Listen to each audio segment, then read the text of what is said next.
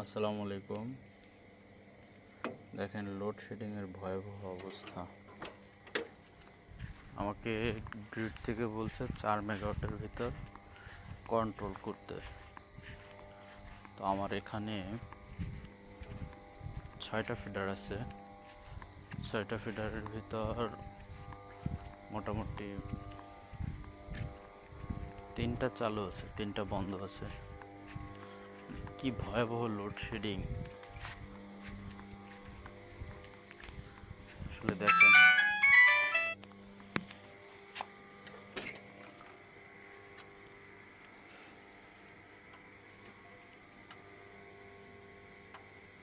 এই যে দেখেন, আমার আরেকটা এলাকা বন্ধ করে অন্য একটা এলাকা চালু করতে হবে।